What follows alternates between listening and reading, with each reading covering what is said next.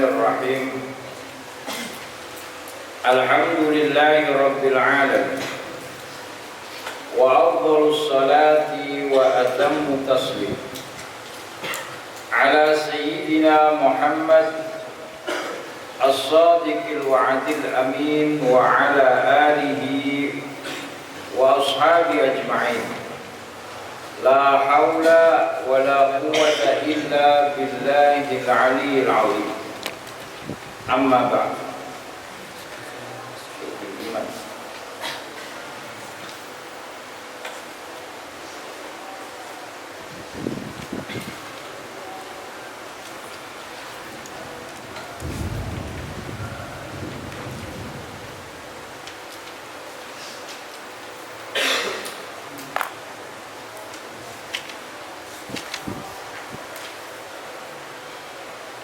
Bismillahirrahmanirrahim.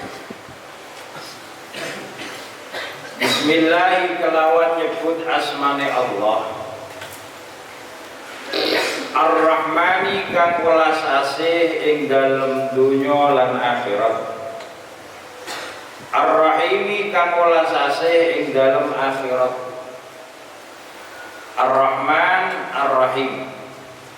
Bismillah. Ar-Rahman sifate Allah Rahman, sifate Allah Ar-Rahim. Rahman dari kata rahmat, kasih sayang.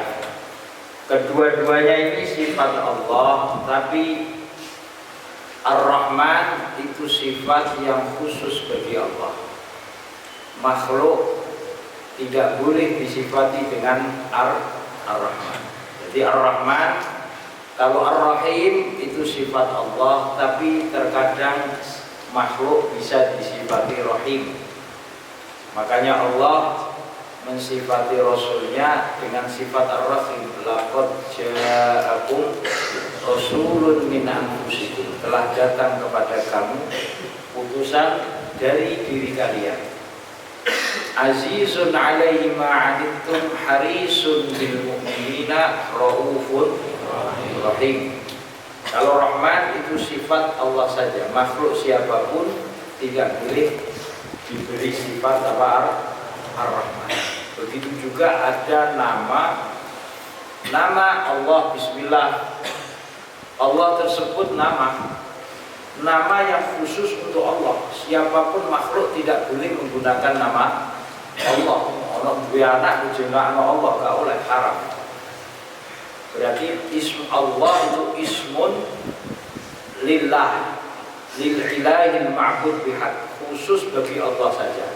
Siapapun tidak boleh menggunakan nama Allah. Kuwi duwe dulur jenenge Allah gak oleh. Begitu juga Ar-Rahman itu sifat yang khusus bagi Allah. Tidak boleh siapapun makhluk bersifat Ar-Rahman. Bismillahirrahmanirrahim. Alhamdulillah. Ini nasoihul ibadah. Pinggirin apa tengahnya apa dulu? Orang bodoh bisa sampai dulu deh. Bismillah. Alhamdulillah ala kulli hinin wal awqat. Ana to.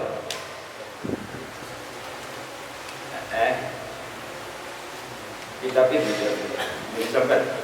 Oh, itu bodoh lagi. Ini orang bodoh ya. Tapi sing sita lagi sing kurasan.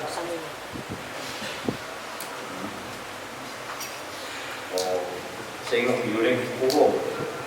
Berarti ini yang ada di kurungnya saja matanya, tidak salahnya ya. Alhamdulillah sing no kurungan. Alhamdulillah sekai puji kulillah kagungane Allah.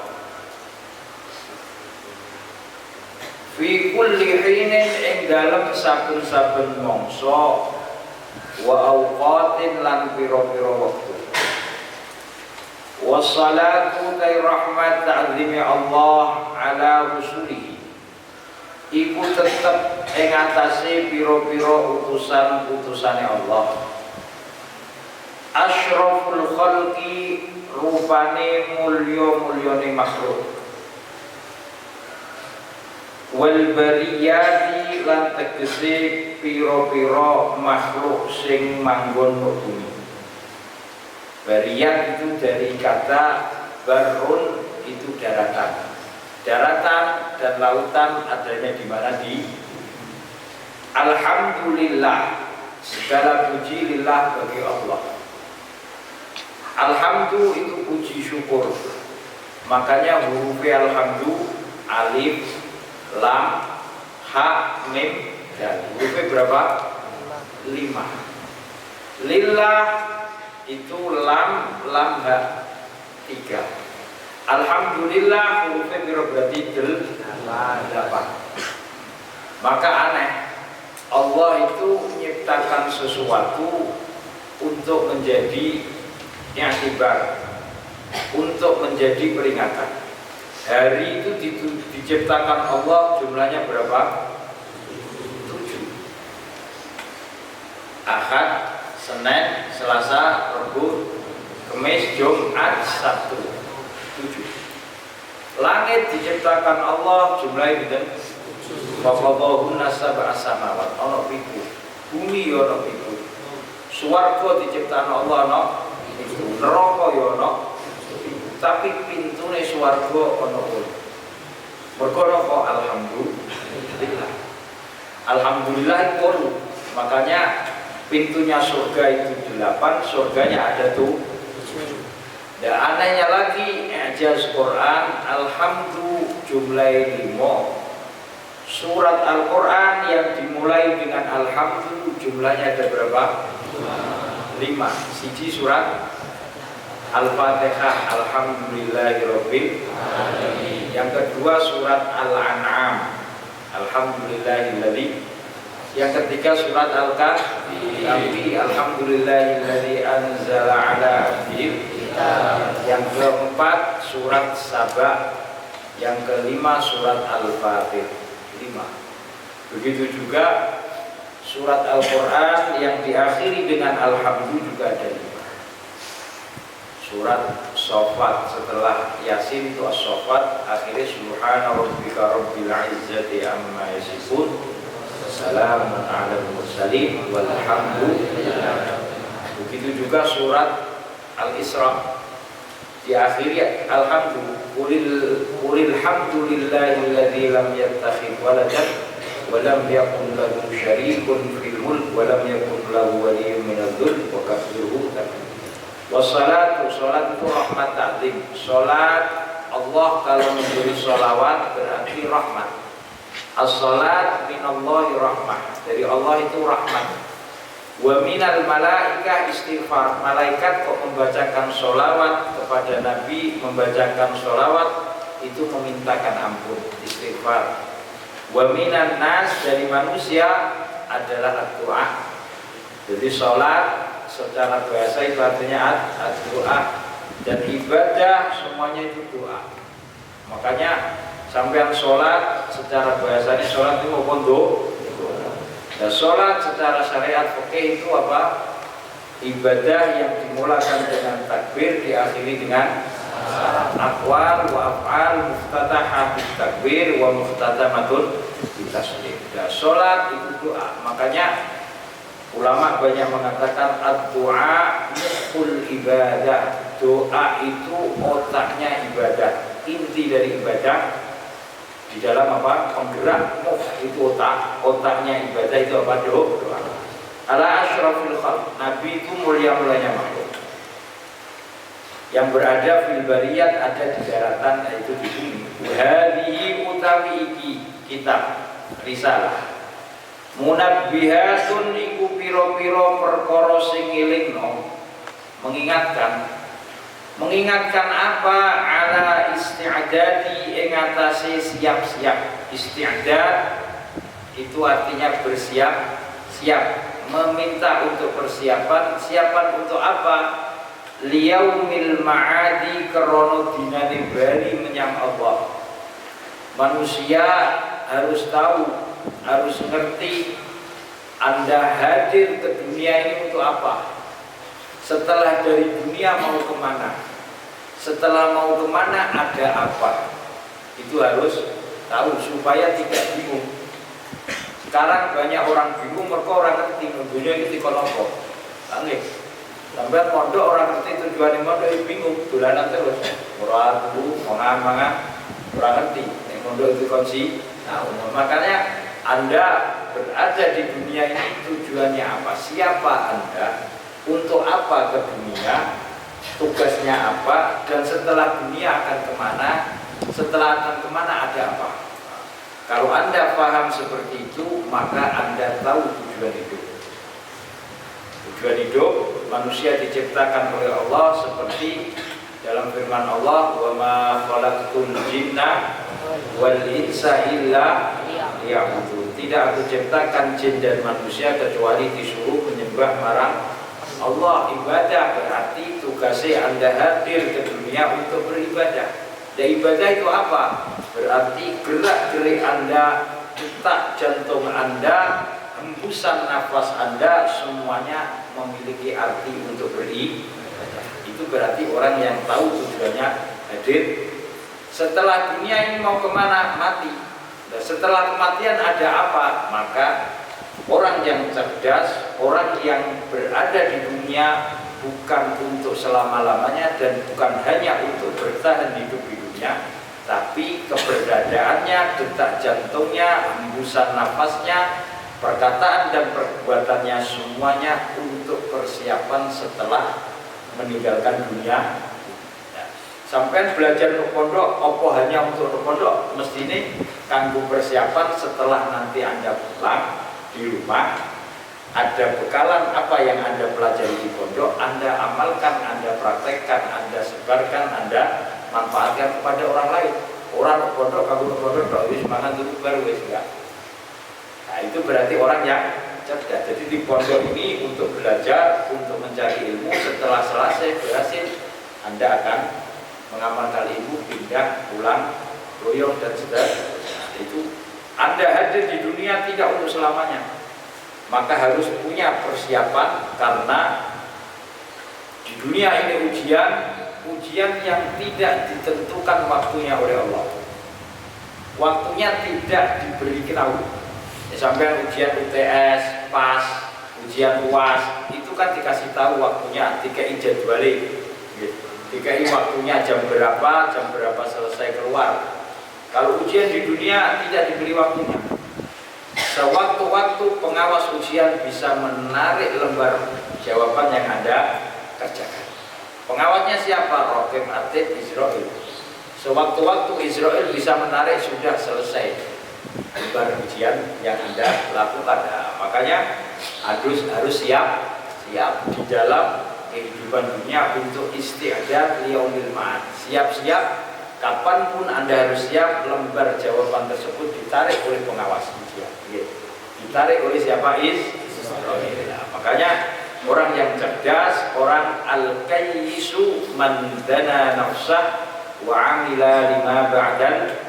Orang yang cerdas, orang yang merendahkan dirinya, dan orang yang seluruh apa yang dia lakukan di dunia ini lima ba'dal maut, untuk sesuatu setelah kematian ini akan kemana, dan itu persiapannya. Bersiap tidak hanya untuk di dunia. Banyak orang sampean sekolah, sampean kuliah kan kanggo golek kerja, berarti kerja kan kanggo enake urip tok. Banyak orang yang memikirkan enaknya hidup, lupa memikirkan enaknya setelah kematian. Padahal hidup itu ada batasnya, setelah kematian tidak ada batasnya. Lebih memikirkan mana sesuatu yang terbatas dengan sesuatu yang tanpa batas. Mestinya harus siap. Dunia 60 tahun, 70 tahun, 100 tahun bersejarah. Setelah itu selesai. Akhirat ribuan tahun, jutaan tahun, miliaran tahun, triliunan tahun tidak selesai tanpa batas. Dibandingkan dengan 160 atau berapa puluh tahun, maka harus istiqdah. Fa inna minha, mongko setuhune mengkono al-munabbihat, minha minal munabbihat, dari perkara yang mengingatkan kematian tersebut, ma perkara yakun kang ana poma musanna iku loro. Musanna itu dua, berarti ada pengingat tersebut, nasihat tersebut melaksanakan dua perkara. Musanna itu dua. Makanya isim tasniah, isim yang memiliki makna dua. Mufrad satu, jamak tiga. Wa minha lan setengah saking al-munabbihat ma perkara yakunu kang ana apa ma sulasiyat iku anduweni arti telu, tiga bagian. Ada yang dua pembagiannya, ada yang tiga pembagiannya. Ila tamami asyrah tumuqa marang sempurnane 10, sampai sempurna 10. Ada yang 2, ada yang 3, ada yang 4, 5, 6, 7, 8, 9 sampai 10. Jadi antara 2 sampai 10. Babus sunai, nasihat utai bab nerangake piro-piro perkara loro. Tadi kan ada dua perkara, musanna atau sunai 2. Faminhu mongko setengah saking mengkono kaul as-sunai ma hadis ruya kang diriwayatno apa ma'anin Nabi sallallahu alaihi wasallam. Annahu setune Nabi qala dawuh sinten Nabi, dawuh Nabi napa khoslatani la syai'a afdalu minhuma. Khoslatani utawi tingkah loro, sikap tingkah perilaku dua, la syai'a ora ono suwiji-wiji, afdalu kang luwih bagus minhuma saking mengkono khoslatani. Tidak ada dua perkara yang tidak ada sesuatu yang lebih baik dari dua perkara tersebut. Pertama, al-imanu, iman billahi kalawan Allah, punya sifat keimanan kepada Allah. Iman itu apa? Yakin. Yakin berarti yakin itu apa? Pembenaran yang ada di dalam hati. Makanya semua rukun iman itu sesuatu pembenaran keyakinan di dalam hati. Hati Anda membenarkan, meyakinkan. Membenarkan itu artinya meyakinkan. Makanya iman beda dengan Islam. Kalau Islam itu rukunnya semuanya dalam bentuk sikap dan praktek. Praktek itu. Iman satu, iman kepada Allah, yakin. Iman kepada malaikat, Anda yakin dalam hati membenarkan ada malaikat, bahwa malaikat itu ada, termasuk ukur iman. Meskipun Anda tidak bisa melihat dalam indera, kacamata indera, karena keimanan akidah itu ada yang berbentuk ghaibiyat. Ghaibiyat itu perkara yang gaib yang tidak bisa dilihat oleh panca indra. Ghaibiyat itu tugasnya para rasul untuk menyampaikan. Kalau yang akliyat, keimanan itu ada yang dalilnya akliyat, yaitu rasio menurut logika akal yang bisa diterima dan bisa ditemukan melalui akal panca indera. Ada yang namanya ghaibiyat. Ghaibiyat itu akal tidak sampai ke sana. Seperti surga, neraka, hisab, setelah kematian, barzakh, dan seterusnya, akal tidak akan sampai ke sana. Yang menerangkan hanya dua, yaitu wahyu atau khobar shadiq, yaitu hadis yang mutawatir, yaitu Nabi. Makanya salah satu peranan Nabi menjelaskan tentang keimanan dan perkara yang lain. Jadi dua perkara yang lebih baik, tidak ada sesuatu yang lebih baik dari keduanya. Pertama, beriman kepada Allah. Anda punya keimanan, itu nikmat yang diberikan oleh Allah. Karena dengan keimanan tersebut, suatu anugerah Anda mengenal terhadap Allah yang menciptakan Anda. Anda mengenal dengan keimanan terhadap mensyukuri nikmat yang diberikan oleh Allah kepada Anda. Itu hanya dengan keimanan orang yang bisa mengenal tersebut. Banyak orang tahu tapi tidak bisa mensyukuri, karena hidayah petunjuk itu adalah hak prerogatif Allah. Jadi manusia tidak bisa, banyak orang tahu tentang Allah tapi tidak iman kepada Allah.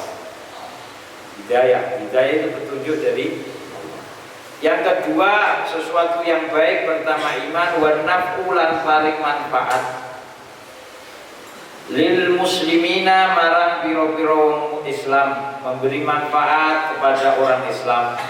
Karena Nabi sendiri bersabda dalam hadis lain, khairun nas anfa'uhum linnas, sebaik-baik manusia orang yang bisa memberi manfaat kepada orang lain. Berarti dua perkara tersebut memberi manfaat. Memberi manfaat itu baik, memberi kebaikan, kemanfaatan, menolong kepada orang lain, memberi manfaat, tidak mengganggu, tidak mengusik, tidak mencelakai orang lain, termasuk memberi manfaat, menolong orang lain, memberi manfaat. Sebaik-baik manusia orang yang bisa menjaga dirinya untuk menyakiti orang lain. Menyakiti dalam lisan, yaitu al-muslimuna man salimal muslimuna min lisanihi wa yadihi. Orang yang bisa menjaga dari menyakiti orang lain, mulutnya tidak digunakan menyakiti orang lain, orang misoi, orang rasani, orang, nah itu berarti orang yang memberi manfaat kepada orang lain, termasuk orang-orang yang memberi manfaat kepada orang. Wala wa khaslatani utawi tingkah loro, sifat loro, pergawean loro, la syai'a ora ono perkara suwiji-wiji ahbasu kang luwih elek apa mengkono min huma sangke khoslatan. Tidak ada dua sikap yang lebih jelek, lebih hina dari dua perkara. Pertama asyirku, yaitu nyekutokno billah kelawan Allah. Menyekutukan Allah itu seperti apa? Menuhankan sesuatu selain Allah, menyamakan sesuatu, menyamakannya, posisinya disamakan dengan posisi Allah. Menyamakan seperti orang yang menyekutukan Allah, menyembah berhala. Menyembah berhala, menyamakan patung dan berhala itu dimintai pertolongan, dimintai sesuatu seperti dia meminta kepada Allah. Padahal patung berhala tidak bisa memberi manfaat, tidak bisa menyelamatkan, bahkan Anda penggal kutuk dase wae orang balas, bojak omong ora iso balas. Itu berarti menyekutukan sesuatu. Dan syirik itu banyak. Ada syirkul jali. Syirkul jali itu sesuatu menyekutukan Allah secara terang-terangan. Artinya ono watu sembah mbok dadekno koyo pangeran, koyo Gusti Allah. Itu syirik jali, syirik yang jelas-jelas. Anda menyembah sesuatu selain Allah, itu berarti menyamakan sesuatu selain Allah. Syirik menyekutukan Allah secara terang. Yang kedua syirik khafi. Ini yang banyak orang tidak merasa. Syirik khafi itu apa? Menyekutukan Allah secara samar. Samar itu apa? Di antara syirik khafi contohnya riya. Riya itu ora itu mboten. Riya ini apa? Pamer. Sampean ngaji ini ora krana Gusti Allah tapi krana wedi absen. Berarti kan nyamakno absen karo Gusti Allah, ora wedine sampean salatnya ora krana nyembah marang Gusti Allah mergo wedi karo pengurus. Berarti apa?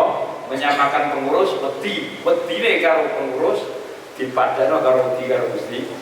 Nah, ini bahaya. Syirik kopi, sekolah wedi absen, nggih. Krana absen. Atau sholat krana di alam karo manusa, berarti dia tidak senang dipuji Allah tapi senang dipuji manusia. Dan ini termasuk menyekutukan pujian manusia disamakan dengan pujian Allah. Ibadahnya bukan karena Allah tapi karena untuk manusia. Dan ini syirik yang kopi, yang samar. Banyak orang terkadang terjerumus. Yaitu setan itu menjurumuskan dengan dua cara. Satu caranya menyesatkan. Menyesatkan itu apa? Wis ora usah nglakoni apik, nglakoni maksiat, wis ora usah salat, ora usah tarawih, ora usah poso. Itu kalau orang tersesat berarti terkena godaan setan. Yang kedua, kalau memang dia digoda pertama disesatkan nggak mau kok tetap melakukan kebaikan, melakukan taat. Cara yang kedua setan itu yaitu menggugurkan amalnya supaya amalnya hangus. Yaitu di yowis ayo Jumatan, ayo ngaji. Tapi ngaji ini dihiasi dengan sirik kopi, yaitu dimasuki dengan supaya riya, supaya pamer, Al-Quran supaya dikatakan. Dan makanya di hari kiamat itu ada 3 golongan yang tidak dilihat oleh Allah dan tidak diperhatikan oleh Allah. Satu, golongan tersebut di dunianya orang hebat-hebat. Satu, orang pejuang yang berjuang di jalan Allah, perang berjuang di jalan Allah, menggebu-gebu. Yang kedua, orang yang berdermawan, kaya raya, nyah-nyoh, sodako yakeh, tapi kedermawanannya tidak karena Allah, sedekahnya tidak karena Allah, karena untuk mencari simpatisan manusia. Sekarang kan banyak umpamanya waya kampanye. Dermawanannya apa? Berdipilih. Nah, itu artinya apa? Bukan karena. Yang ketiga, alim, orang yang berilmu. Ini yang bahaya, orang yang berilmu tapi ilmunya tidak untuk mendekatkan kepada Allah supaya dia dipuji, diacungi jempol oleh manusia. Makanya ala wa fatkil. Kemudian ketika dihisab di akhirat dikatakan, saya berjuang di jalan kamu Allah, saya hebat jadi pahlawan.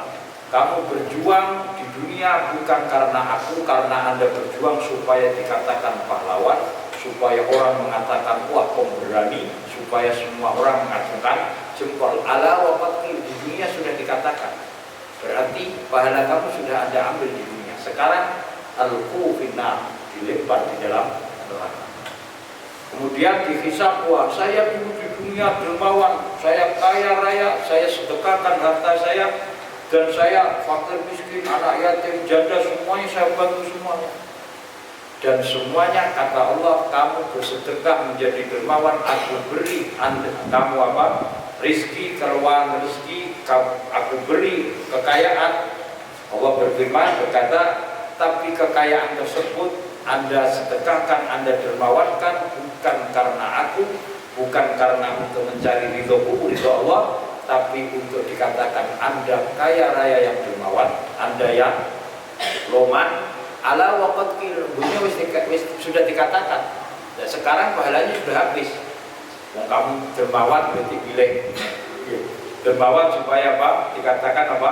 Orang yang dermawan, wah itu orang kaya yang dermawan, loman. Ala wa fatkil, sudah dikatakan idhabu ilan nar. Sekarang sudah tidak ada pahalanya, sudah diberikan di dunia. Begitu juga apa? Al-alim, orang yang pintar, alim, tapi ilmunya supaya dia dihormati oleh orang, mencari kehormatan, mencari kedudukan, semua orang tunduk. Ala wa fatkil, itu bisa menjadikan apa? Syirkul khafi, menyekutukan Allah secara samar di dalam hati. Itu godaan setan. Siji disasarno, nek ora gelem kesasar ya dibatalkan amal. Sampean sesama bangsa berangkat haji nokono, dari berbagai negara datang, wah ini sampai orang Indonesia, ya Indonesia, berarti sesama apa? Saudara se-Indonesia. Ada ukhuwah Islamiyah, sesama saudara se-Islam. Nah ini tanda-tanda kejelekan, dua kejelekan. Pertama menyekutukan Allah, yang kedua membahayakan, mencelakai kepada sesama apa? Saudara se-Islam. Jadi tidak boleh mencelakai. Tanda-tanda keimanan, Anda sempurna imannya sehingga Anda mencintai sesama saudaranya seperti Anda mencintai diri Anda sendiri. Nek sampean dijiwit loro ya dijiwit wong. Nek sampean diidoni mangkel ya diidoni wong. Kalau Anda apa dipisoi niku rasa lara atine yo aja misoi wong, yo aja ngapa bengak. Kalau Anda tidur diganggu itu merasa terusik, yo ketika Anda orang tidur, Anda jangan mengganggu, jangan mengusik dan nah itu termasuk dzurrun bil muslim. Jangan menyakiti dan membahayakan, mencelakai umat Islam. Wa qala lan jauh sinten Nabi alaihi salam, alaikum natepono sira kabeh ilzamu alaikum bimujalasatil ulama'i kelawan ngumpuli piro-piro ulama, wong-wong sing alim ulama, jamu alimin ulama, ngumpuli ulama. Mujalasa itu lungguh bareng ulama. Nabi bersabda, alaikum bimujalasatil ulama wastimai kalamil hukama, lan ngrungokno piro-piro pengendikane wong sing ahli hikmah. Ahli hikmah itu siapa? Orang yang memiliki ilmu yang bermanfaat, perkataannya dengan sikap dan perilakunya cocok, itu namanya hikmah. Hikmah itu apa? Al-isobah fil qawli wal fi'l. Jadi omongnya kalau perilaku itu cocok. Karena banyak orang omongnya enak tapi perilakunya tidak seperti apa yang dia omongkan. Itu namanya tidak hikmah. Orang yang hikmah itu apa? Guru saya itu ada mendefinisikan hikmah itu apa? Hikmah itu dakwah, mengajak orang lain itu disuruh dengan hikmah. Dengan hikmah. Makanya Allah berfirman, ud'u ila sabili rabbika bil hikmah. Ajaklah orang lain untuk menuju ke jalan Allah dengan hikmah. Hikmah itu apa? Fi'lu ma yanbaghi fi waqtin yanbaghi ala wajhin yanbaghi. Melakukan sesuatu yang situasi dan kondisinya pas, cocok. Terkadang sesuatu itu benar tapi situasi kondisinya tidak benar, tidak cocok, ya pas. Itu namanya tidak menggunakan hikmah. Makanya kalau ada di pondok pesantren mengaji fikih, fikih itu ada dua, ada fiqhul ahkam, ada fiqhud dakwah. Fiqhul ahkam, fikih yang Anda ajarkan dengan hukum itu ini halal haram. Kalau fiqhud dakwah, cara bagaimana untuk mengajak orang. Fiqhud dakwah, fiqhud dakwah itu apa? Beda dengan fiqhul ahkam. Fiqhud dakwah itu ada beberapa cara kriteria untuk mengajak orang untuk mengenal terhadap apa syariat. Terkadang fiqhud dakwah itu dengan cara-cara tapi tidak menafikan atau tidak menolak terhadap fiqhul ahkam, tetap cocok dan berpandaskan dengan syariat, tapi dengan cara fi'lu ma yanbaghi di waktu yang bagi ada wajib, dengan cara situasi dan kondisi yang pas. Makanya itu bedanya da'i dengan qadhi. Da'i itu orang yang mengajak kepada kebaikan, ud'u da'i. Nek qadhi itu orang apa? Yang mengajak memberikan putusan hukuman terhadap sesuatu. Karena qadhi itu mutusna hukum, mufti lan da'i juga memberi keputusan hukum. Tapi kalau qadhi putusan hukumannya mencari kesalahan. Kalau qadhi apa dai itu mengajak kepada kebenaran. No pertelon no perapatan ono wong mabuk. Nek ketemu karo qadhi mesti wah iki hukumane dijilid 40 wong mabuk. Kalau dai orang yang berdakwah bagaimana menyelamatkan orang ini dari lingkungan yang gelap mabuk supaya dia apa meninggalkan lingkungan yang gelap, tidak konotasinya hukum. Waduh karo dai, karo keamanan, keamanan kan keliling kontrol boleh orang salah. Dai itu enggak melihat orang salah, apa diajak untuk menjadi benar. Nah ini sing jenenge napa ma'rif. Ngobrai ngajak wong, ayo jamaah ayo belajar ya itu ma'rif. Keamanan napa? Goleki wong salah, cakup kita. Oh itu senengannya udah. Lalu apa? Bedanya nomor dai dengan Fa innallaha satuni Allah Ta'ala qaulur Allah yuhyi barik urip Allah al-qalba ing ati al-mayyita kang mati binuril hikmati kelawan cahayane hikmah ilmu nafi' ilmu yang manfaat. Makanya Luqman Al-Hakim dalam Al-Quran itu walaqad ataina Luqman al-hikmah, dia disuruh milih antara an-nubuwah wal hikmah, dia memilih hikmah. Hikmah itu al-ilmu nafi' al-isabah fil qawli wal fi'l. Jadi perkataan dengan sikapnya pas, cocok. Ora apa kembang molong pun bisa loro bisa lakoni gitu. Itu hikmah itu al-isabah. Karena Allah menghidupkan hati yang mati binuril hikmah dengan cahayanya ilmu. Makanya ilmu itu tempatnya di hati. Dan hati itu ada 3 sifat hati. Satu, hati yang sehat, hati yang hidup. Yang kedua, hati yang sakit. Hati itu orang sakit, orang dinyanyi orang sakit hati, betul. Sakit tenang. Orang sing sakitnya di sini berarti. Itu malah loro tenang mati. Yang ketiga, ada hati yang terkena penyakit yang kronis. Hati yang pertama hati salim. Salim itu hati yang selamat, yang sehat. Hati yang sehat itu seperti apa? Seperti doanya para nabi. Nabi Ibrahim itu berdoa, wala tukhzini yauma yub'atsun yauma la yanfa'u malun wala banun illa man atallah biqalbin salim.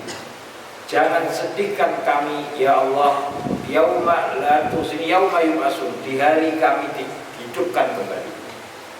Di hari itu, hari ketika manusia dihidupkan kembali setelah kematian, yauma la yanfa'u malun wala banun. Di hari di mana harta benda, anak kerabat tidak bisa menolong.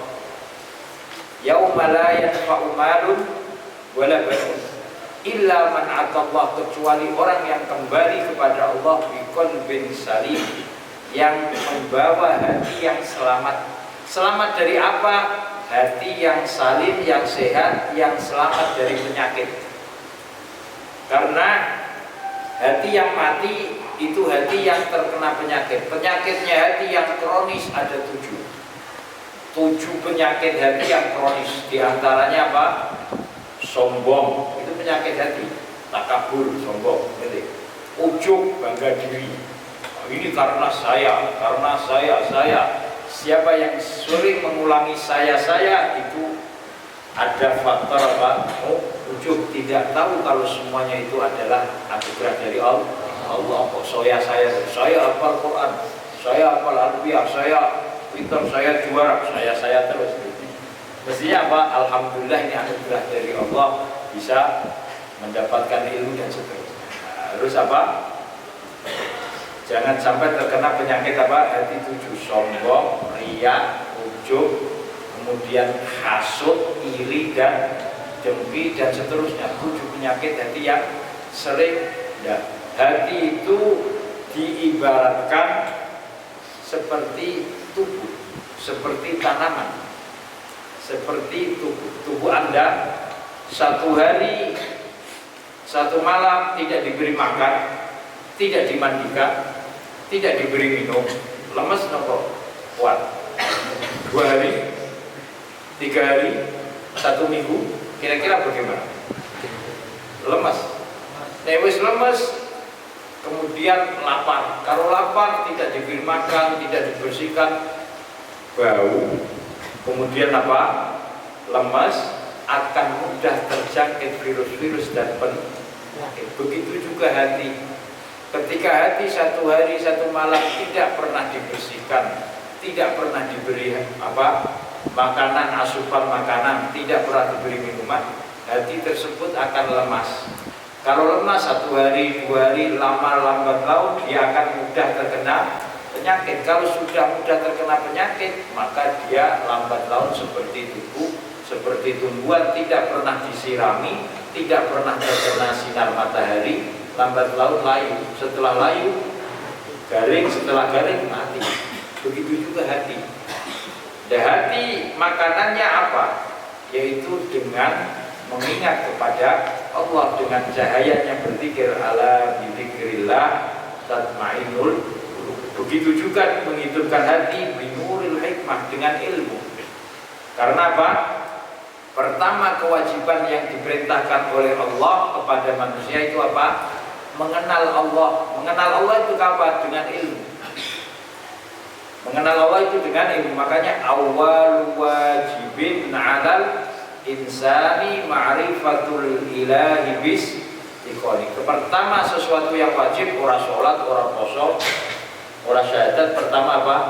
Mengenal Allah dulu, meyakini di dalam hati, mengenal Allah secara yakin. Setelah itu baru apa? Sholat, puasa, zakat, dan perintah-perintah setelah. Kama yuhyi qaito paring urip sinten Allah al-ardha ing bumi, al-mayyitata kang mati garing bima'il matari kelawan banyu hujan. Seperti Allah menghidupkan bumi ini yang tandus, yang gersang, yang kering dengan apa? Air hujan. Asalnya tanah tandus kering tanpa ada tanaman, kemudian Allah menurunkan hujan, kemudian memberi sinar matahari.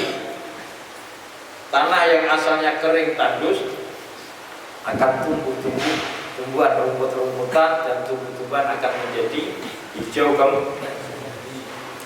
Itu dengan air. Air itu bahasa Arab ma. Apa? Bahasa Arab air apa?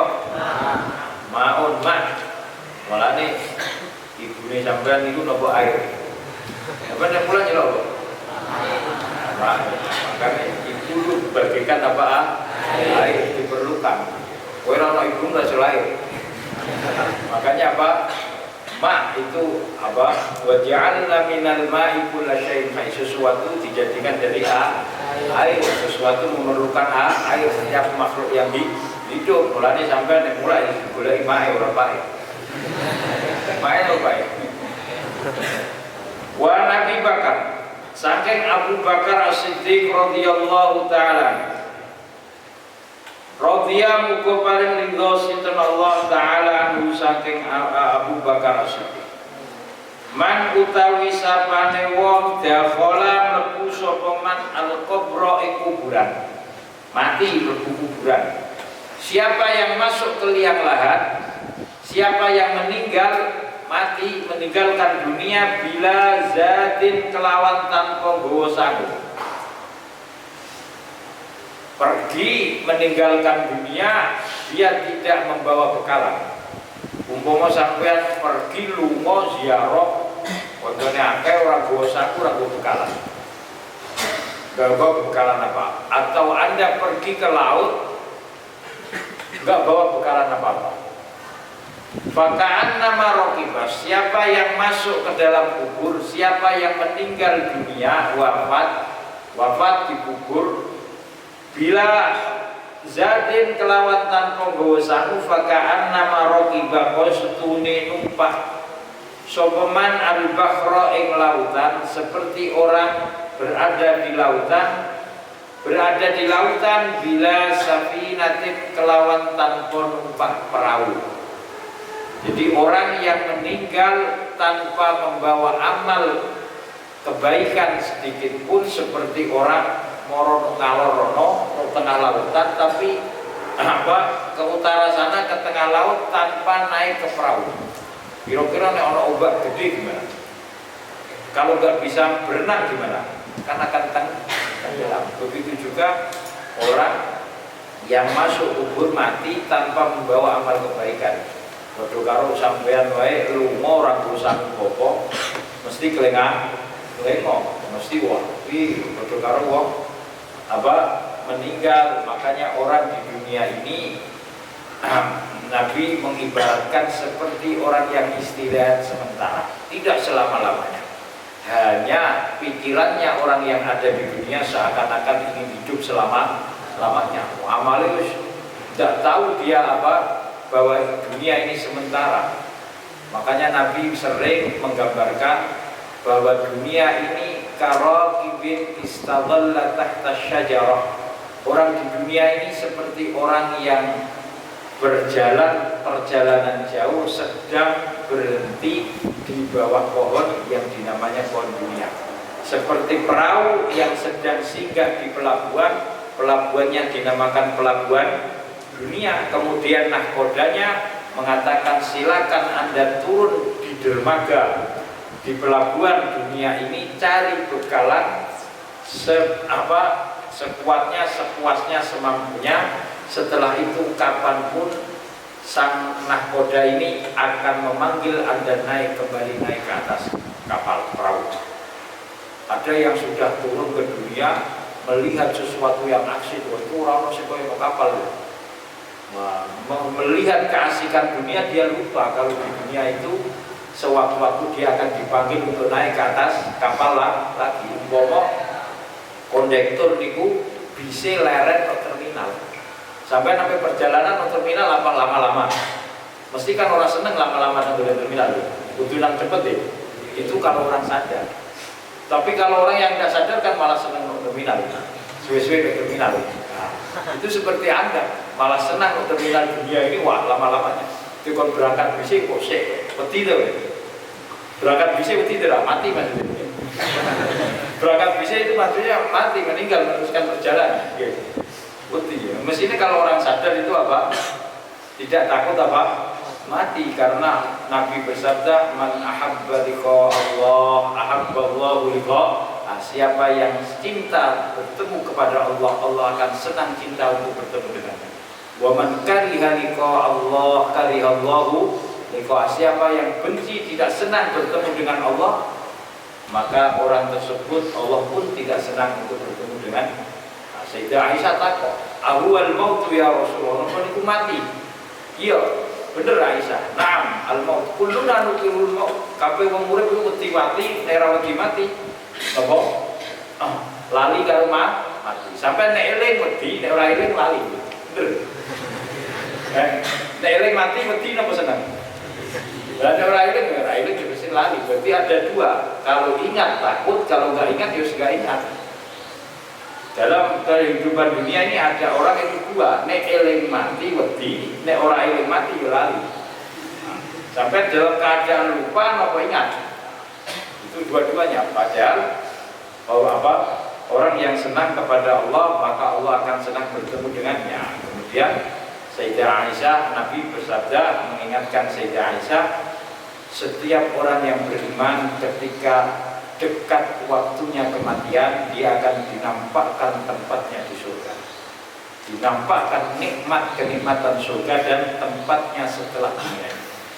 Maka setelah dia melihat tempat dan nikmat, sopo sampean didelokno, diilingno, wah omah. Maka dia ora kerasa mobil terminal, nah cepet-cepet melaku bisa gitu. Seperti orang yang dilihatkan apa kenikmatan surga, dilihatkan terhadap kenikmatan setelah kematian, dia tidak akan takut mati, dia malah senang terhadap kematian. Mergo sampean mati, wedi mergo melihat sesuatu yang zahir, ketoke mati dipakai kafan, digejok, dilebur kuburan, ruangan dhewean. Itu yang Anda lihat, tidak Anda melihat nikmat. Tapi begitu juga orang yang fasik, orang yang kafir, ketika dia mendekati kematian akan dilihatkan tempatnya di mana siksaan neraka dan apa siksaan-siksaan Allah. Maka tidak ada sesuatu yang dia takuti dan dia benci kecuali kematian. Makanya dia takut mati. Sampai takut mati mergo roh mati itu medhe, orang roh mati itu nek. Nah itu seperti itu. Siapa yang masuk ke kuburan tanpa membawa bekalan, seperti orang yang berada di tengah lautan tanpa menaiki apakah kapal. Nah iso lagi ya selamat, nek iso lagi ya kero. Kenapa? Ombak, kena badai, iso langi saja dia juga takut terhadap apa? Angin, terpaan badai, terpaan ombak dan seterusnya. Opo menek ora iso langi langsung leb kero. Wa Umar radhiyallahu ta'ala, Diriwayatno saking Sayyidina Umar, izzud dunya utawi mulyane dunya bil mali kelawan bondo. Wa izzul akhirati utawi kemuliaan akhirat iku bisolihil a'mali kelawan bagusi piro-piro amal. Orang bisa mulia di dunia karena punya pangkat. Sekarang orang di dunia orang duwe bondo, orang duwe harta, ora pati bondo. Ora pati diregani. Makanya kemuliaan dunia, kedudukan dunia itu orang melihat materi. Karena standar sesuatu yang dilihat itu apa? Materi. Sampai ganjaran baik pengen ketokno materi ini. Makanya pahala itu dirahasiakan oleh Allah supaya apa?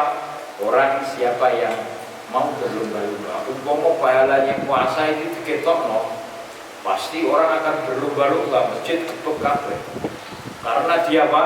Dirahasiakan. Dulu itu di salah satu provinsi di Indonesia, kalau nggak salah di Riau, itu ada wali kotanya membuat apa?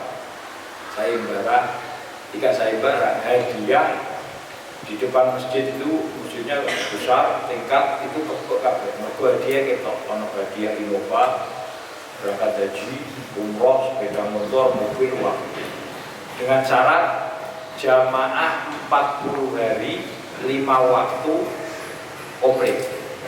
Nanti di absen. Kalau 40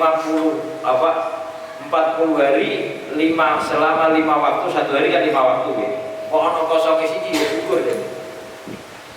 Setelah lulus 40 hari 5 waktu jamaah masjid tidak pernah absen, datang terus, maka dia berhak mendapatkan kupon tersebut dimasukkan ke kotak. Nanti diundi, yang keluar namanya akan mendapatkan mobil gitu. Diperlihatkan hadiahnya itu apa? Jamaah tuh. Mergo ganjarannya kita. Iku nopo? Ono mobil, ono hadiah lain. Kalau ganjarannya orang ketok, koyo kene salat isya, salat subuh wong nek ngantuk-ngantuk. Mergo ganjarannya orang ketok. Mau betul ketok no, yo semangat kabeh dikirim melek kabeh. Mergo orang ketok dadi apa? Orang pateo malah Gusti Allah apa? Izzud dunya bil mal wa izzul akhirah, kemuliaan akhirat bisolihil amal, kelawan amal-amal saleh. Amal saleh itu apa? Allah kalau dalam Al-Qur'an menyebutkan amal saleh pasti menyertakan tentang keimanan. Ayat yang menerangkan amal saleh sebelum atau setelah ayat tersebut pasti amal. Karena syaratnya amal itu saleh dua. Satu, syaratnya amal soleh yang melakukan amal tersebut punya iman, orangnya beriman. Yang kedua, syarat amal bisa dikatakan amal soleh, amal tersebut disyariatkan, diperintahkan oleh Allah dan Rasulnya. Kalau ada amal yang tidak diperintahkan Allah dan Rasulnya, maka tidak dinamakan amal soleh. Kalau ada amal yang diperintahkan Allah dan Rasulnya, tapi yang melakukan orang yang tidak beriman kepada Allah dan Rasulnya, maka amal tersebut tidak dinamakan amal saleh. Ada orang kafir, kemudian melakukan sedekah. Sedekahnya orang kafir tersebut, sedekahnya orang yang tidak punya iman, tidak beriman, tidak dinamakan amal saleh, karena dia tidak memiliki pahala di akhirat. Kalau Al-Quran mengibaratkan karomatin istaddat bihimur rih, alladzina yunfikuna, orang-orang yang tidak beriman yang menyedekahkan beramal baik itu seperti debu yang tertiup angin yang kencang. Kira-kira debunya kemana? Karomatin istaddat bihimur rih asif. Seperti apa? Angin debu, amal solehnya seperti debu yang tertepa angin, tidak ada bekasnya sama sekali. Maka syaratnya amal soleh, pertama orangnya punya iman yang melakukan, yang kedua amal tersebut disyariatkan, diperintahkan oleh Allah. Makanya setiap ayat dalam Al-Quran menerangkan amal soleh pasti ada keterangan iman. Innalladzina amanu wa amilus man kana yu'minu billahi wal yawm man kana yu'minu billahi wa amila sholihan. Man amila sholihan min dzakarin aw unsa wa huwa mu'minun. Innal ladzina amanu wa amilus sholihat wa tawasaw Innal ladzina amanu wa amilus sholihat falahum ajrun ghairu mamnun. Alladzina amanu wa mesti orang iman dan amal saleh. Karena syaratnya amal bisa saleh yang melakukan harus punya iman. Wa an Utsman bin Affan radhiyallahu anhu hammud dunya utawi susah dunya zulmatun dikun nyebabno peteng kegelapan peteng fil qalbi ing dalem ati. Sampeyan susah krana mikir dunya, atine sampeyan iso peteng. Susah krana apa mikir apa dunya kok dilebono ati, atine malah gelap. Wa hamul akhirati utawi susai akhirat, karena Anda takut terhadap di akhirat nanti selamat atau tidak, nurun iku cahaya fil qalbi ing dalam hati, menjadikan cahaya di dalam hati. Susah dunya dadekno petenge hati. Sampeyan susah nek peteng atine sesuatu yang gelap, kalau hati sudah gelap dia tidak akan bisa membedakan mana yang baik, mana yang buruk. Contohnya ini terang, Anda bisa membedakan wah ini mic, ini kitab, itu orang, ini orang. Umpama lampunya mati gelap, tentunya Anda tidak bisa melihat jalan. Jangan-jangan bisa terpleset. Nah itu begitu juga hati. Hati ketika gelap maka dia tidak bisa membedakan mana yang benar, mana yang salah. Hati itu asalnya bersih. Kullu mauludin yuladu 'alal fitrah. Setiap bayi manusia dilahirkan dalam kebersihan. Dan setelah bersih seperti cermin. Cermin itu kocok, cermin. Ketika cermin itu bening bersih, Anda berada di depannya pasti akan terlihat wujudnya yang sama. Begitu juga hati ketika bersih, siapapun yang berada di depannya akan kelihatan nampak secara jelas. Makanya orang-orang yang hatinya bersih itu bisa mukasyaf. Kasyaf itu artinya bisa terbuka tirainya. Sifat-sifat orangnya seperti orang tersebut di atas kepalanya itu seperti apa TV ini. Wong iki kelakuane piye sikape piye kok dhuwur ndase kok TV-ne disetelno filme set. Berarti roh. Itulah apa? Kasyaf. Jadi hamba-hamba Allah itu ada yang kasyaf, dibuka tirainya seperti disetelno video kelakuane wong sing ora nang ngarepe iku disetel dhuwur ndase iku ana apa? Ana TV gede betul ane ya orang yang hatinya bersih sok kaya wong delok TV. Berarti dia roh wong iki piye karepe piye kelakuane piye ku apa mau berlakuan ngopo roh. Itu ada seperti Sayyidina Utsman bin Affan. Utsman bin Affan itu menantunya Nabi, juga khalifah Nabi yang keberapa? Ketiga. Suatu hari ada seorang sahabat dia melakukan maksiat, bernambung wong wedok, ndelik ora ana wong sing ngerok. Kemudian datang sowan nggone umat Utsman, siapa? Sayyidina Utsman bin Affan. Kemudian Sayyidina Utsman mengatakan, lagi teko Sayyidina Utsman diberi apa? Kasyaf, dibuka tirainya oleh Allah. Ilham, kamu telah melakukan maksiat. Orang itu memang melakukan maksiat. Dewi antara itu orang Allah kok Sayyidina Utsman roh ya, itu karena apa? Dibuka disetelno karo Gusti Allah, hanya tutur kata tersebut tidak boleh vulgar. Vulgar itu diterang kowe monggo orang itu ini enggak boleh. Sayyidina Utsman hanya mengatakan apa? Fi wajhika asarun maksiat. Di wajahmu ada bekas kemaksiatan. Padahal dia tahu disetel video ini. Disetel apa?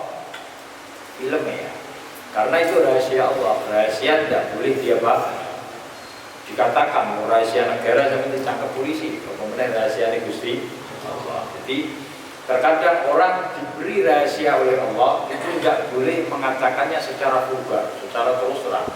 Terkadang ada orang diberikan rahasia oleh Allah. Ana wong tekon diketokno wong iki sesuk mati jam sampai ini di daerah ini dan sebagainya. Perkara ini nggak boleh langsung untuk Pak Wiko sesuk mati jam ini, nggak boleh. Pasti orangnya akan menentang meskipun Anda dibukakan rahasia oleh Allah, tapi menyampaikannya hati-hati loh, ini tipu gini ya. Itu artinya menyampaikannya dengan cara apa? Dengan cara rahasia nggak boleh disampaikan dengan secara vulgar, harus disampaikan dengan secara apa? Inayah, paham ya? Nah, itu banyak orang yang seperti itu. Kalau disampaikan dengan secara terserah, Anda akan membuka dan terkadang tidak banyak orang yang siap untuk menerima rahasia itu banyak. Sayyidina Umar juga ada karomanya adanya yang diberikan oleh Sayyidina Umar itu khutbah di Madinah di atas mimbar. Ayyuhan nas, khutbah Jumat. Ketika khutbah Jumat, tiba-tiba Sayyidina Umar teriak, wahai pasukan, di belakang ada musuh. Wahai pasukan, di belakang gunung itu ada musuh. Wong sing Madinah klek-klek opo. Dhuwur masjid, oke Pak, kok ana pasukan di belakang gunung-gunungnya itu di wong jero masjid. Dan suara yang dari Madinah itu bisa terdengar ke Parsi, ke Iran, wilayah Iran, yaitu Khalid bin Walid. Terdengar pasukannya, ya sariyata al-jabal ya sari, wahai pasukan di belakang. Sayyidina Umar bengok ke Madinah itu suaranya sok ribuan kilometer. Ngomongin, hati-hati, kono ceblok kowe. Padahal wonge nunggune kono Kalimantan. Sayyidina Umar teriak dah. Yang di Madinah bingung kelengah-kelengok, yang di tengah medan peperangan yang dia oleh pasukannya Khalid bin Walid. Ada suaranya Amir bin Umar bin Khattab, ada suaranya. Rungu kok speaker. Yo saiki kok live ya.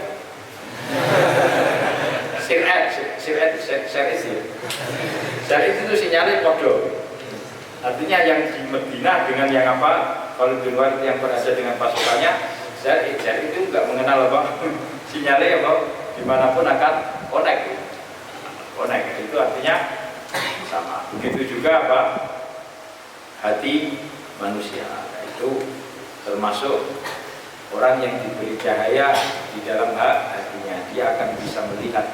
Setelah orang yang dari peperangan pasukan itu datang ke Madinah cerita, winginane aku krungu suaranya Sayyidina Umar, Khalifah Umar untuk perjalanan, gunung, buri gunung ono musuh hati-hati. Sing nang Madinah cerita, wong ngene aku yo gumun. Khotbah tengah-tengah khotbah kok bunga-bunga ono buri gunung ono apa? Ono musuh, padahal orang apa-apa. Nah, setelah cocokan mereka tahu bahwa Sayyidina Umar bisa melihat orang mata hati itu melihat dengan tanpa ruang dan waktu. Terkadang orang menghadap ke timur bisa melihat sesuatu yang ada jauh sekali di barat. Bisa di timur, di selatan itu tanpa batas ruang dan waktu. Koyo kowe ngimpi. Coba nyipi anak gue turun nunggu ranjang.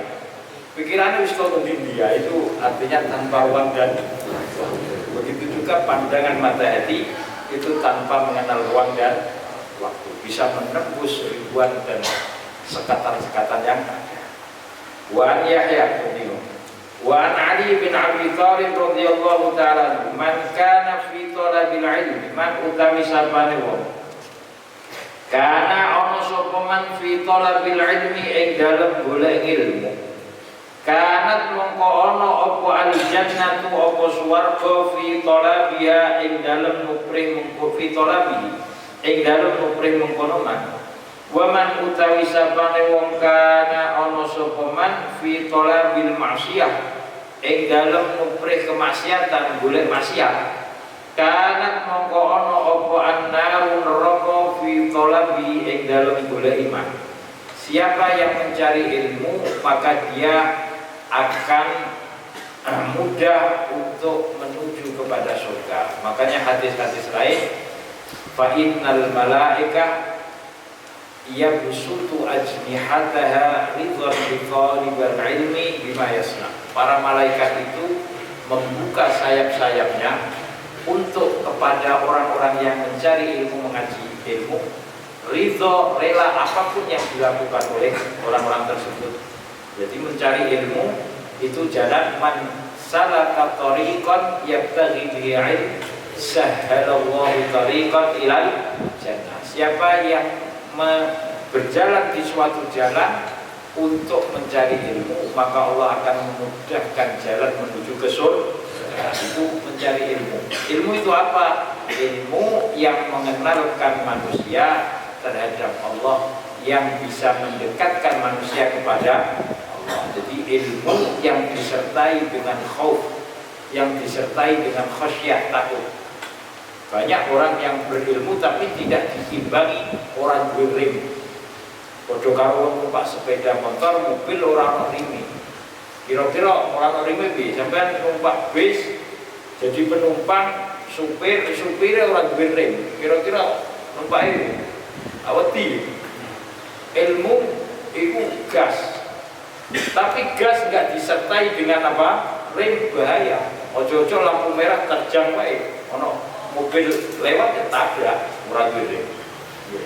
Bisa nabrak sesuatu. Nah itulah orang yang tahu tapi tidak disertai dengan khauf atau khasyah. Makanya Allah di Al-Quran berfirman, innama yakhsyallah min ibadihi ulama. Orang yang paling takut kepada Allah, orang yang berilmu, karena dia tahu duit.